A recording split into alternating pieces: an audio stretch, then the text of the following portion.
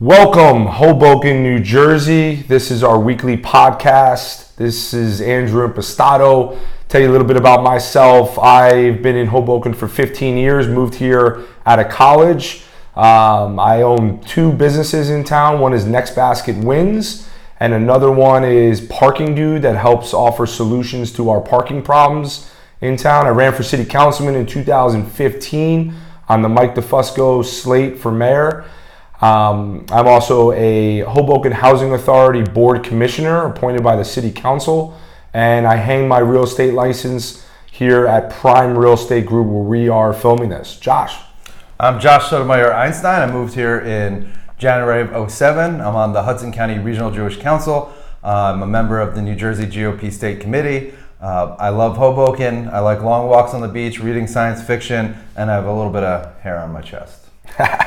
So I think it's important to kind of let you guys know and let everyone know why we're doing this.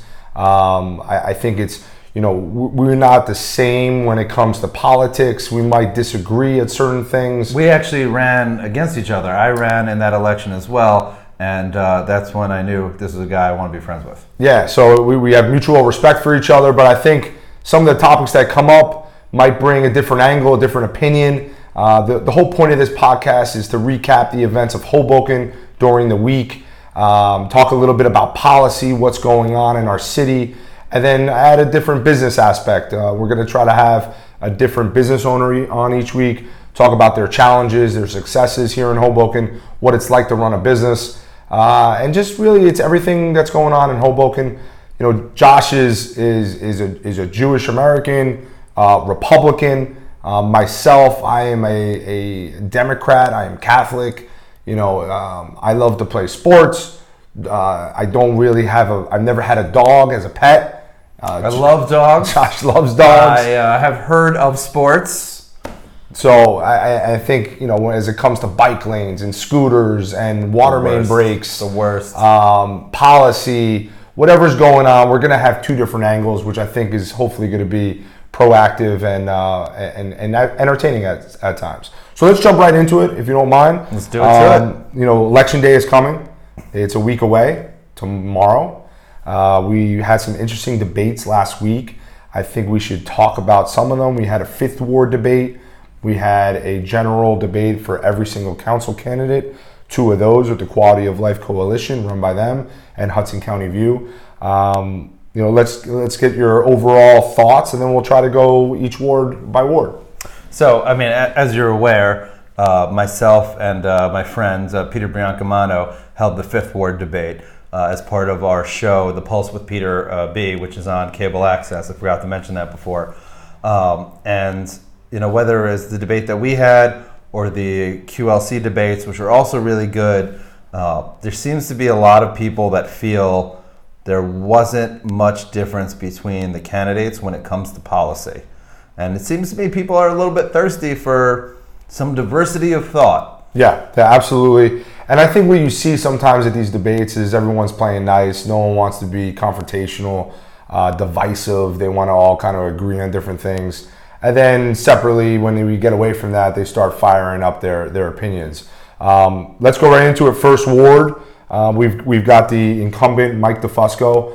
This is his second term. Ran for mayor, lost by 500 votes to Mayor Bala. Obviously, I ran with Mike DeFusco on his slate. Very familiar with him. He's running against a Migdalia Pagan Milano, who works at City Hall and is on the Mayor Bala slate. Yes. I think this is going to be a tough race for Mrs. Milano. It's going to be it's going to be interesting, but I think that, we saw at the debates that Mike just really knows his stuff. He's got a little more experience, a little more insight on what's going on.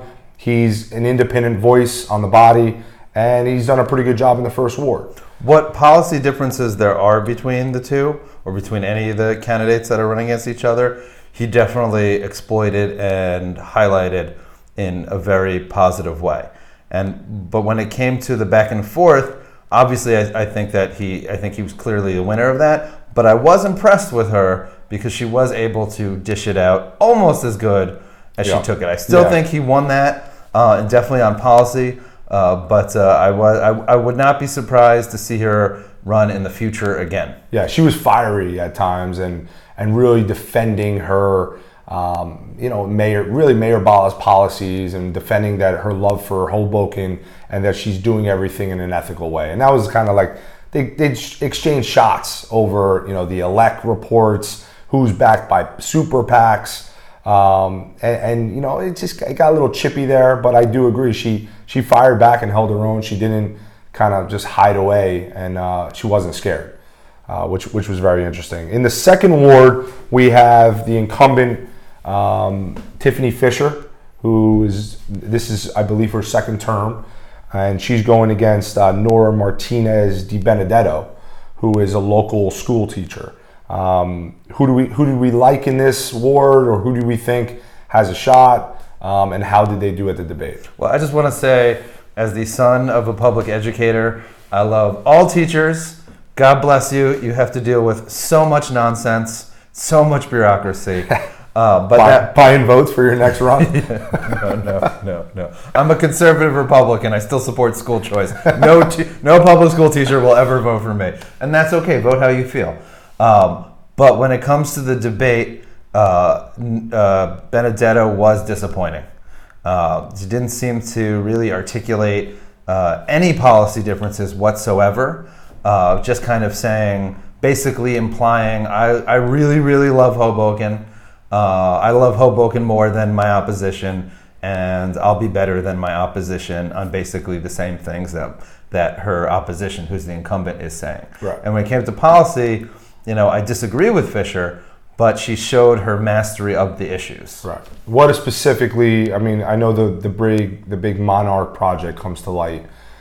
Some are saying that Fisher kind of flip-flopped back and forth. She was going to vote for it. She was going to not vote for it. Is that some of the things that you disagree policy-wise? Well, I think philosophically there's this perspective that on all levels, municipal, county, actually not county because no one knows what the County Board of Freeloaders actually does, but at least on municipal, state, and national level, there's this philosophy that if I have a problem, government should fix it for me. Right. And it's not everybody. It's not even all Democrats. But there's definitely a lot of people in our municipality that if they have a problem with what someone else is doing, and it's not violent and it's on their property, they want to use government, our city hall, to tell them, you can't do that. There's a lot of not in my backyard attitude, and I think it's pervasive in the city hall. And it's a scale of who has that attitude more to who has it less. There's no one that's like, no, we shouldn't have a NIMBY attitude.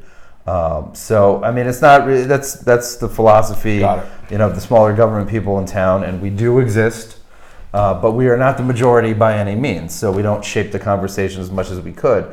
But getting back to it, whether it was on Monarch or Union Dry Dock or any of the other issues in her ward, though I disagree with her, Fisher displayed a mastery. Yeah, she seemed comfortable with the policy issues. Di Benedetto, I don't feel like she touched them as much as someone who is comfortable with them would. Right. I think Fisher has tremendous experience with business, real estate, negotiations. She's shown that with handling the budget in a fantastic, flawless way, I thought, this past year. And she just has that experience, and she knows what she's doing. She can apply all of her time and energy to this job. And it's, I think it's going to be tough for Nora to take this one. When we jump to the third ward, we have an incumbent for almost 19 years now, I believe, is Michael Russo going against Mr. Batista. Mr. Batista ran for mayor in 2015, 2017 when we had the last municipal election, and it's gonna be tough. This is gonna be a tough one for Batista to knock out. Just years and years of experience and a base that is loyal for Russo. It's going to be really hard for him to get those votes. There's tons of inertia. I mean, Batista can ride as fast as he can on his bicycle and e-scooter driven agenda, which is ridiculous. But he's not going to overcome the Russo inertia. Right. So we think a Russo landslide here is imminent. In the 4th ward, we do have a Ramos incumbent versus a Lisa Sprengel, who is backed by the mayor on the mayor's slate. Very interesting here. I don't know too much about Lisa. This is Ramos' land, though. I mean, his father was very involved. He's been there. He's been an incumbent for, I think it's 3 to 4 terms now. And I think Ramos is going to take this one pretty easily. Yeah, I think it's going to be as much of a cakewalk, maybe a little bit less, but pretty much as of a cakewalk as Russo versus Batista for Russo. I think that the hottest ward in this race, in this election, is going to be the 5th ward. You guys hosted and ran a debate for yourselves just in the 5th ward with Peter B. And we saw a lot of different answers and a contested Q&A with the Quality of Life Coalition debate last week. We've got Tim Kroll coming in, trying to make a name for himself. First timer, new to politics. We have a Nicola Maganuto, who is also the youngest council candidate. Only lived in Hoboken for a few years. And then we have the mayor-backed Mr. Phil Cohen, who is ran for many different positions in Hudson County and in Hoboken, is very familiar with the Democratic Party here, very ingrained politically. It's going to be interesting. This is one of those races that he really, really wants bad, I think. And Cohen was just, up until recently, the chair of the Hoboken Democratic Municipal Committee, and was part of a coup after the mayoral election, because Tiffany Fisher used to be it, and Cohen is a Bala guy, and it was part of a push by the Bala people to get her out of there.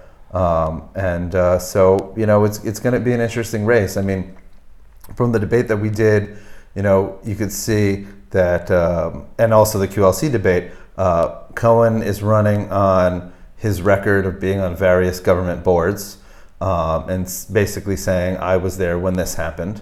I was there when that happened. And maybe he deserves credit for it. I'm not saying he doesn't deserve credit for it, but he's running on what he feels is a positive record, and he's just laying that out. And as the presumed front runner, he pretty much just had not to mess up. That was his goal. Don't mess up. And I think he achieved that. And Kroll is running, or at least the sense that he gives off is he's running as a uniter, not as a divider. And I think whether he wins or loses or runs in the future, I think he's a super positive influence in town that town desperately needs. Sure. Maganuco is definitely positive. I just think Kroll is absurdly positive in a good way, maybe, right? Maybe too nice, yeah. Not too. Maybe, for Hoboken politics. Maybe he could throw an elbow. It doesn't have to be two, just one elbow. But a really, really positive force for the community in terms of his spirit and his believing that we can do positive things to make the community better. And Maganuco, also a really good guy. Someone that hasn't lived in town for a tremendous amount of years, for less than a decade, for them to step up to the plate, it shows that he has a fairly large pair, and he's talking about transit issues. Right. So they each have their separate lane. Whether or not one of those lanes soaks up enough people to push it over, in the first go, that's the question. That's the $1 million question. The interesting part of this ward is going to be that now in Hoboken, in our elections, we do have the runoff, which means you need to have 51% plus one. Am I right? Yep. So you need to have 51% of the vote. So if 1,000 people run, it's not 51%. It's 50% plus one. One more voter. If we have 1,000 people cast a ballot in the 5th ward, one of the council candidates has to have 501. Yeah, that's it. Really good math there. Yeah. Simple math that I could understand. So that is something, if they don't get 50 plus one, we go to another election, which is called a runoff, which they take the top two, I believe, that gain the top two votes total, and those two go head to head in an election, another election. So I think this ward is good. That's what we're going to see. I think Cohen's going to lead. I think Tim Kroll is going to be right there. Tim Kroll is also backed by Peter Cunningham, which is big in the 5th ward. Peter was in office for, I believe, 4 terms. The current councilman. The current councilman in the 5th Ward. So he backed Tim Kroll. This is new for Tim. I think if he was a little more aggressive, I would pick him before the runoff. I think that Maganuco is going to help out Kroll. He's going to take some of the younger vote, depending on how much youth comes out, especially on the the northwest side of town and some of these newer buildings, luxury buildings. You know what would be neat? I mean, listen, neither one of us have the ability to get the information, but it'd be so many of us have gotten annoying push polls from different campaigns. And they always ask you your age and whether you're a homeowner or a renter, do you have a car? Basically, it's like the demographic data. It'd be so interesting to see the demographic data because we have such a town that has its old timers that have been here for forever, and then it has a lot of newcomers. So it'd be interesting to see who's actually voting. Like everyone knows the elderly always vote. So Fox Hills, like 100% of those old timers, God bless them, are gonna vote. But do the younger people in Hoboken vote and the answer is at no. such a low rate as they do nationally? That's the question. That affects Maganuco. Of course it does. Well, that affected us in our last election. We have almost 60,000 people living in this town. Out of that, we probably have, 50,000 of the electorate. We only had 29,000 come out and vote in the last election, which is very, very low numbers when you talk about percentages. And in that election, we did not get, it was a rainy day, which is what plays into effect here, can very strongly impact the race. A rainy day, people they want to come home, they want to go, eat their dinner and go to sleep. They don't want to get out, go vote, get an umbrella. So in the last election, that impacted. It was rainy, it was disgusting. A lot of people didn't get out there. And if they don't get out, I think Phil wins easily. If they do, I think Maganuco and Kroll can get some of that new blood, and it could get interesting. Could get interesting real quick. The last ward is the 6th Ward. The incumbent is Jen Giattino, the current councilwoman. She is going against 2 candidates, one backed by the mayor, which is Kristen Crickle-Powell, and then also Phil Rosner. He is the other candidate for the ward. And he's a great guy. And I think he did really well at the debate. But there's only one out of those 3 that I have seen knocking on doors in the late morning, afternoon, late afternoon, early evening, around dinner time, which is probably not the best time to knock on doors, but you got to do it when people are home. That's the part of campaigning that I hated the most. Last go around when we both ran, I hate knocking on doors, but you got to do it. 9 times out of 10, it's door slam in your face. If they even come to the door, 1 out of 10, wonderful conversation that made it worth it. Right. But still such a time 1 out of 10 is pretty accurate. But Giattino has been doing it all the time. I haven't seen Crickle-Powell. I've seen the mayor knocking on doors more often. And I got to give credit where credit's due. I'm not politically a fan of Mayor Bala. But there's a lot of mayors in a lot of towns that would not be knocking on doors when it's not them up. I agree. And he's doing so. So, Well, he understands the importance of getting some of his people on this. He's also talking to people about the... So I was a little bit creepy. All right, I'll admit it. I saw him knocking on doors. I was coming back from something at the synagogue. And so I just kind of stood in an area where they couldn't see me, but I could listen to the conversation. This is getting weird. Yeah. So I said it was a little bit creepy, but that's know yourself, right? Just be comfortable with yourself. I'm comfortable. Right. I'm a little bit creepy. See where this goes. Right? I said it on the record. I'm a little bit creepy. Okay, it's 3 times. Beetlejuice is gonna come, but so I just listened in because I didn't want them to think like I'm watching them, which is exactly what I was doing. We were doing. But I just wanted to hear the conversation. And he that time and the second time where I actually came up to him and said hello, he was stumping for the ballot initiatives for the referendum, which will both raise our taxes and you should vote against them because they're horrible. But he believes in them. That's what he was talking to people about. Now maybe that's both times. That's just the point of the conversation I got to. Okay. But it's not just for his candidates. Yeah, that's fair. And I have a lot of respect. Now, why do you think? Speaking of those two, the ballot questions, it's both pertaining to our open space accounts, right? Currently, a percentage of development, I believe, goes into an open space account that is used to purchase land. And what they want to do is change that to there's really no land out there in Hoboken to purchase anymore. We already have enough money for the eminent domain purchases that we're about to make. So now it's about funding and changing it to fund what's in the park and the maintenance of the parks. So that's one of the ballot. I believe that's both of the ballot questions. Yeah, they're both related to that. Yeah. So those are two interesting ones. Not huge, but you're right. Could potentially raise taxes, and people should get educated on both. Oh, we'll raise taxes because it's something to the effect of 1 penny for every 100 assessed dollars. That's how much it'll go up in the first one. I don't remember exactly the second one. It is related to the same thing, though. But here's the thing.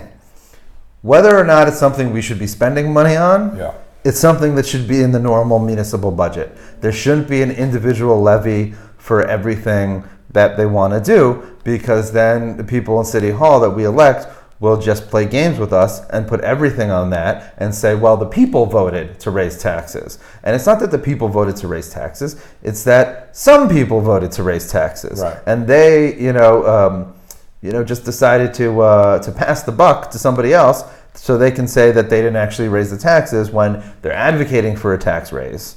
And they just mobilized their base to vote in this referendum or to persuade people. And they say we don't. They say they want to switch around the open space funds to be 75% for maintenance of parks and 25% for I think it's the second one. 25% for acquiring new lands. None of it should be for acquiring new lands. Which is tapped out. There's no more land to acquire, right? Unless we're going to build along the Hudson, like SeaWorld. Or put parks on roofs, which I never know in this city. All these old buildings. So it should just be a normal part of the budget, and they should do their job. Agreed. And they if they're afraid of pushback or backlash from the public because they decide to raise taxes, well then don't raise taxes. Or if it's something you really believe in and and you believe as a council person it's necessary to raise taxes, then suffer the consequences. Every action has consequences. That's life. They know it in their personal lives. They shouldn't try to escape it politically. I agree. I agree. Seeing that this is going to be our last show before the election, can we go ward by ward and we give our picks? Yeah, sure. First ward, I think we're going to agree on a lot of this. Yeah. But I'm going to take DeFusco in the first. I'm going to take DeFusco in the first, but I think Mrs. Or Ms. whatever. Mrs. Milano. Yeah, Ms. Milano is going to. I believe it's Mrs. I'm just going to say MZ, all right? Ms. Well, she corrected DeFusco at the debate. She was like, don't call me McDahlia. No, that was the moderator. Milano. That was the moderator. She corrected the moderator. Okay. Which I understand because it's her. She's married. But I also understand where the moderator is coming from. You get comfortable with the incumbents and you're calling them by their first name. You slip up, and it's not a matter of disrespect. Quickly corrected. So I believe it's Mrs. Milano. Yeah. So Ms. Milano, I'm not taking a chance. It's MZ. I'm doing the BSPC thing. Can we get a pick? Right. Can we get a pick? All I'm saying is I think she's going to get a bigger chunk than many think. I think obviously DeFusco is going to win. Yeah, I think okay. So and I don't want to go. Yeah, I don't think it puts any stink on him at all. I think he's still going to destroy her. But she gets. I think maybe she gets like. And 30, I think it's going to be. I think it's going to be the same in the second ward. Fisher wins easily. Oh yeah, and I think if the ballot administration would have strategized correctly, they could have picked someone stronger than Nora. Agreed. Third ward, this is not even a contest. Russo wins probably with 80% of the vote. Yeah, but I don't think Batista has a problem with that. I think he's setting himself up. Why run? I know what you're saying. I don't have a problem. Okay, I have a problem with his agenda because I think it's even more We'll get into insane. That. We'll get into the. But with what he's actually trying to do to shift the conversation, I don't have a problem with that philosophically. And that's what he seems to be trying to do, and I hope he doesn't succeed, but God bless him. Okay, fourth ward, Ramos runs away with this. Obviously, we shouldn't even talk about it. Fifth ward is the big one. I think we're gonna disagree here. I'm gonna go with the underdog, and I'm gonna take Kroll. I'm gonna take Tim Kroll in the runoff. Very slight margin. It's gonna be interesting, but I think the Peter Cunningham backed candidate is gonna take this one. He's very impressive at the debates. Like you said, he has a lot of energy, a lot of positive energy, a very strong candidate that brings people together, very generous, seemed very wholesome. And I think people in this city are looking for someone like that. And when Peter Cunningham sends out that email to his base, I think that's going to go a long way. I definitely think that counts for a lot, but I don't think that necessarily. I think this is the fifth ward is too. There's too many variables. There's no incumbent. There's 3 candidates. Kroll is great, and as I said before, he's just this ball of wonderful, positive light and goodness. But Maganuco, if he isn't as emphatic as he was at the debates when he's knocking on doors, and in terms of his other messaging about transportation issues, that's a ward that has been neglected when it comes to transportation. So that could take a lot of votes. Phil, I think, is still favored because he has the backing of Bala, and that's a lot of dollars, and that's a big army, and he has been a loyal, not soldier, he's not even lieutenant, he's been like a loyal general in the Bala army. Oh, for sure.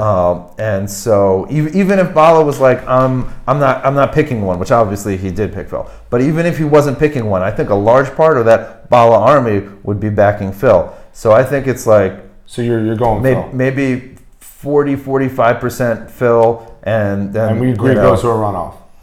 I don't know. I think there's a chance that Cohen could pull it off and won. I'm not saying it's a big chance. 6th Ward, Jen Giattino wins this one. I think this is going to be the closest of the favorites that we have. I do think Jen's going to run away with this, but it's going to be closer than like the DeFusco Milano or the Ramos Sprengel. Agreed? Yeah. No, I love Frank. He's a good friend of mine, and I think he's running for all. Frank's probably good for a couple hundred votes. Yeah, he's definitely gonna tear some of those anti-Giattino votes away, and if it did come to a runoff, I don't think those people would go to Bala. Got it. So let's get into not Bala, Crickle Powell. Right. So let's now get into some of these issues. And we don't have enough time or enough bandwidth to cover everything. But we'll pick one that was a hot topic. We'll get right into the scooters and the protected bike lanes. Everyone knows I love protected scooter lanes. No, I don't. They're the devil. And I think this is where, we're going to have different insights here and different talking points. But it's been a hot mess when it comes to the scooter action. Right off the bat, I'm all for the scooters. I ride the scooters. I think what Lime is trying to do is be proactive and get ahead of it. But it was a terrible rollout to the fall of the administration. I think we just didn't think about this before we launched it. We also didn't take advantage of the negotiation and the leverage that the city had. We had the ability to sit down at the table with all the leverage and negotiate a fantastic deal for the city of Hoboken with Lime. Let's not beat around the bush. Lime is making millions and millions of dollars in the city of Hoboken, one of their largest rollouts in the entire country. So we could have easily said at the beginning what we wanted back, whether it was them paving our roads, whether it was them putting money toward our water main breaks or our transportation, potentially protected bike lanes, whatever the case may be. Well, this just goes back. We've lost the leverage. You touched on it, but this just goes back to how our city elders, ignore the actual issues in the towns, roads, having pipes that aren't made of lead, so we don't become Newark. Because there have been reports from our utility companies and the state government that no one knows where all the lead pipes are, because when the system was made of our water pipes, they used a lot of lead, right, and no one kept track, of which pipes were switched out, right? So in addition to the fact that our underground water pipes are at this point, paper thin when it comes to the metal ones, there's actually some wooden ones out there that are in perfect condition, which blows your mind, right? It's like wood that's like 100 years old, but right, wood that's wet doesn't rot, which is amazing. But so the wooden ones are actually in a better condition than a lot of the metal ones. But these are the actual bread and butter issues that affect everyone. And when we throw in these things like scooters, and I don't have a problem if people want to buy your own electric scooter and obey the rules of the road. No doubt, you do you. But when we have this weird, the city is going to pretend that it's actually going to fix the budget by doing this bike share or by doing the scooter share, when it's not. When we all know taxes are going to go up anyway, right. All that's going to do is that someone's not going to buy their own bike, someone's not going to buy their own scooter, and we're going to kill parking spots. We shouldn't make life more difficult for the majority just because there's a loud minority, that wants something, and that sounded terrible if you take it out of context. Yeah, well, I think the thing with the scooters right now, it comes down to is safety, right? We've had another scooter program get booted from the city for having an underage rider hit a carriage, baby stroller. Which City Hall said wasn't because of that, but it conveniently happened the day after. Right. Then they yanked it. Exactly. The day after. So one is gone, right? And then we have a large population of people, whether it's ones with kids or it is the elderly or whoever the case may be, are complaining that they're riding the wrong way, they're riding down on sidewalks, they're riding together on tandem, and the safety issue is the key right now. Our own chief of police has come out and said that this is a disaster. We can't possibly patrol and control it. So Lime is doing what they can. The city of Hoboken has 2 officers. I don't know what they're calling it, but they're riding around. Micro mobility enforcement officers. Fantastic. And they're riding around trying to give people tickets. So hopefully that will work.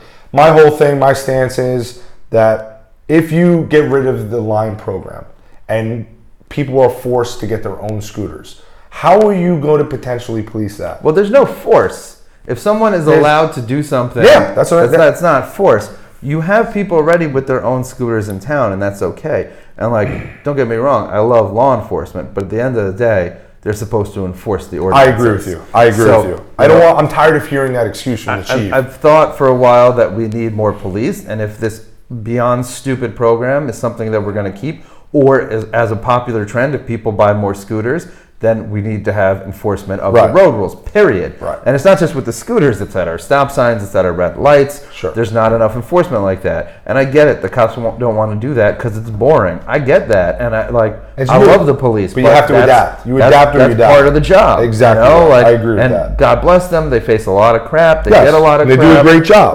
Crime rate is down. I get all that. But you have to adapt. Yes, 100%. If someone is riding a scooter who looks like he's 14 years old or she's 14 years old, you can't sit in your police car and just let them do that. You have to get out. You have to stop it. My whole point of them with having Lime, though, we at least can patrol it and suspend those people. So if you have your personal scooter and you're riding it, I don't have a number that I could call in and complain about you, right? At least on Lime scooters, you can see what the number is, who the rider is, and Lime then can... You can't see who the number is when they're driving through a stop sign or a red light and they whiz by you. You can't see it. You can't see it. Well, I'm saying some. I agree with you the majority of the time. If they park in front of the middle of the sidewalk, then you can take a picture of the number. Right, and then Lime can do their job. So if you eliminate Lime and then we all just have scooters lying around, then we're not going to be able to control it. Yeah, but most people, even though it's gotten more popular, it's like we've manufactured this problem. This problem did not exist beforehand, and it would not exist at the scale that it exists right now, if not for this weird corporate socialism where City Hall gets in bed with a company and says, you're going to be a winner because we're going to give you our money, instead of people making the choice on their own if they want to get a damn scooter. And the people in City Hall, whoever is elected in November, it could be the opposition majority, it could be Bala's people, it doesn't matter who. When it comes to wintertime, they're going to say, the stats show there's been less problems. And they're going to say part of the solution was the micro-mobility officers, as opposed to the fact that no one's going to ride these toys when there's snow outside. Well, let's handicap it now. What's going on is November 20th, the pilot program ends, okay? What I'm hearing is that in November, at the next city council meeting, they're going to ask to renew it. Mm-hmm. They're going to ask to renew it to January 1st. And they're going to try to squeeze them for a couple more shekels, probably. Exactly. And I think it's going to be extended to January 1st. It's going to end January 1st. It's going to be shut down for the winter. And then the RFP in the spring is going to be launched. And then anybody can come in. Bird, Uber, any type of Lime, any type of scooter can come in and make their RFP proposal. And then the city has to pick one. Now, obviously, Lime has a familiarity with what's going on here in Hoboken, a comfortability, knows the system. I would guess they're going to get picked, but we don't know. I mean, if Uber comes in and says, hey, we'll give you $1 million to fix your roads, I don't see the city backing away from that, right? They have the experience in other cities. But then they'll just find an excuse to dig up Washington Street again. Oh, man. Now let's get into bike lanes. Where you stand, what you think is right or wrong. It was a hot topic at the debates. Give me a couple of seconds on your thoughts. So they pretty much all love bike lanes. I'm probably misremembering, but I believe that Rosner in the 6th Ward was the only one to say that having that double wide bike lane on Observer is just plain dumb. He said it more articulate. He said it in better words than I did. But he's 100% right. And you always have those couple of bike riders that are like, I use it all the time. It's like, great. Well, compare the bicycle traffic to the car traffic of people trying to leave through our few roads out of this town. It's because of our geography. We're pretty much a medieval walled city with several exits. It's not like other towns. You can't put a bike lane. But very few people are schlepping around Hudson County on their bicycle. And if they are, they're doing it for work, and they're probably excellent bicycle riders. Correct. They're not doing it for shopping. The mythology that the bicyclists are somehow stimulating the economy, when how much stuff can you fit in the cart on your bike versus the trunk of your car? It's just, you have to be on drugs to believe this stuff. What they did on Observer Highway was a disaster, okay? The Hudson County came in, Mayor Zimmer did her studies, and somehow, some way, they convinced $1 million more to be spent to take the parking, move it in, right, and only have one lane going out, one lane coming in, which is absolutely ridiculous. Everyone knows it takes 20 minutes to get from Park Ave to exit Hoboken on a Friday or a Sunday night, right, during rush hours. So, and then in the meantime, like you're saying, there's 2 lanes for bikes going in and out, and there's 1 lane for pedestrians, which is absurd. There should have only been 1 lane for bikes and pedestrians in and out. That would have been plenty and ample. And the reason why we use that as an example is we're trying now to say we need protected bike lanes across the city. So an example is on Clinton Street. And the thought is at the community meeting that was last week, I wasn't there. I don't know if you were there. It was a couple weeks back. Back. At the Wallace School. At the Wallace. Were you there? Yeah, I went. So I heard there were boos. It was an outcry. The best community meeting the director I Sharp, have ever experienced in my entire life. Director Sharp was asked, do you even live in town? And he said no. And there were really people, good. I mean. It was almost a revolt. It was absolutely amazing. But against bike lanes. Yes. Let's be clear. It was against bike lanes. So the pilot is to do protected bike lanes on Jefferson, 11th, Clinton, and Grant. Right. And basically what the administration wanted was to have these pictures of what it would look like, about, I think it was like 7 or 8 pictures, up on the wall, and have everyone float around with little note cards, take notes, put it in the card. And what happened was a solid hour and a half or 2 hours of them pretending they were listening to everyone disagree with them and trying to create this situation of hyperbole where even the mayor said he was there. Yeah, in the beginning. Even he started off with a snide remark when he realized the crowd was against it, and then he became a normal person again. But the person from City Hall, what was his name? Director Sharp, Ryan Sharp, Director of Transportation and Parking. He said the same snide remark later on as well.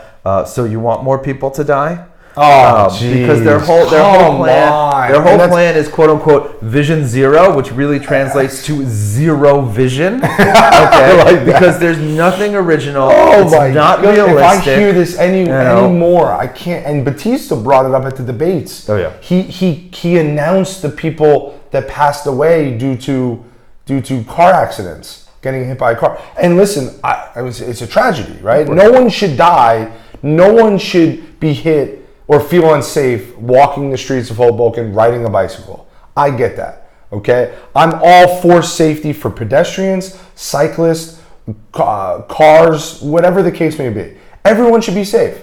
I don't understand how the people that are this bike movement, Bike Hoboken, why they're so anti everybody else. Well, I call them the bicycle supremacists. I just don't, where does that come? Don't they understand that if they're going to have their argument, they have to have some empathy on if you have to drive. My wife drives to work every day.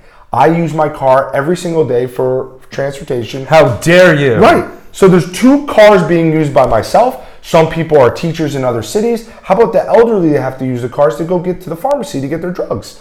So you have to have empathy. I have empathy for bike riders. I want it to be safe. I understand that. So how do we work together? Our streets are too narrow. I would love to put a protected bike lane everywhere. We don't have the room. Our fire engines can't make the turns. Our police cannot get to where they need to get to.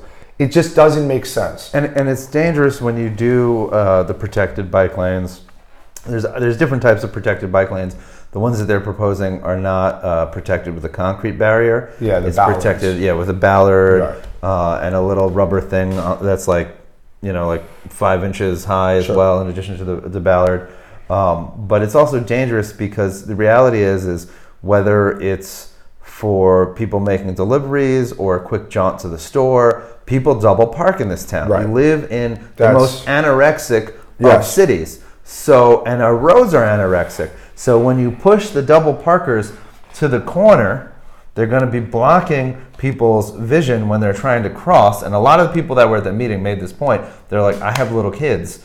It's not going to be safe to cross when they're not going to be able to see the traffic, because the reality is people are going to need to double park. They're going to go where they can.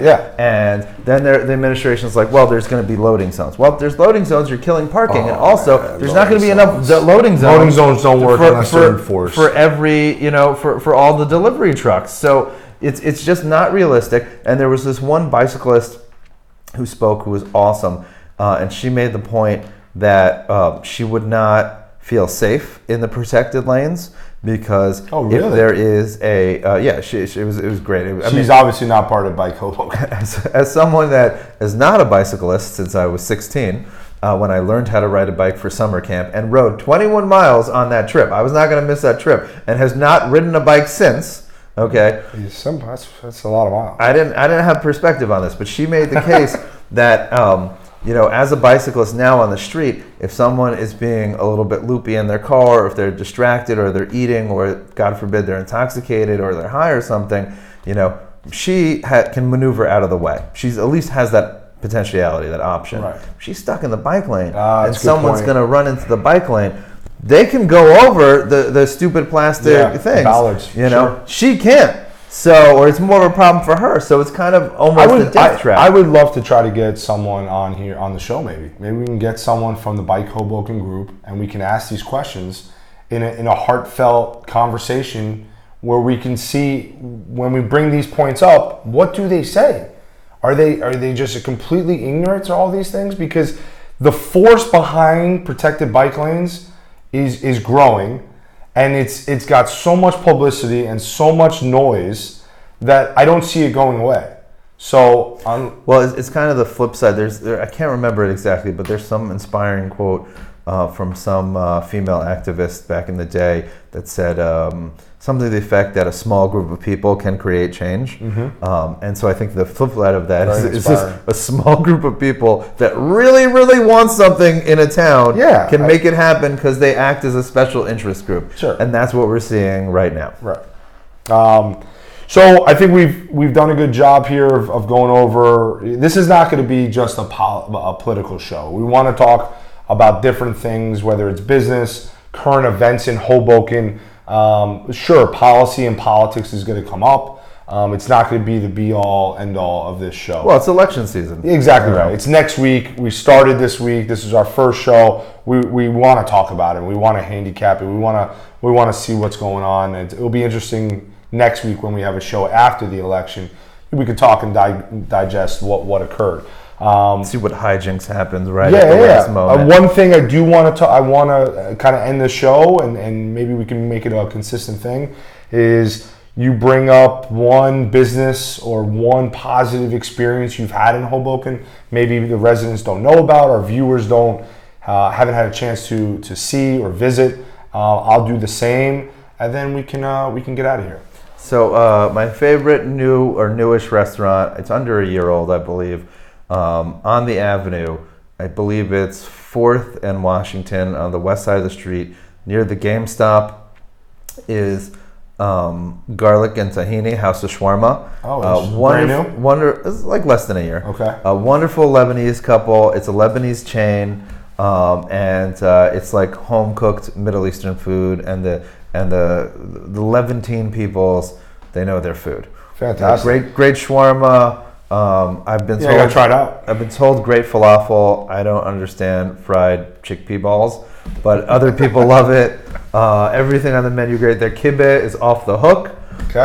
So 100% recommend that. Great. place. I will go with. I had an awesome experience at Wines by Dad, over by Trader Joe's, right underneath the viaduct there. Huge selection of wines and a beer. Locally owned by a Hoboken resident, less than 2 years old, right there by Trader Joe's. Very informative, very helpful when I walked in. I don't know too much about wine, not a huge wine drinker, needed to get a Malbec for a party I was going to, and they hooked it up, man. They were fantastic. Highly recommend it. Take a look over there. So that's our first show, man. I mean, It was good stuff. I think we're off to a decent start. We'll try to talk more about business and see who our guest is. If you're listening, if you're a local business owner and you want to try to jump on and be on the show, we'd love to have you. And that's our wrap. We'll work on our finish next time. But for Josh, for myself, Hoboken, that is a wrap. Good night. Thanks for listening.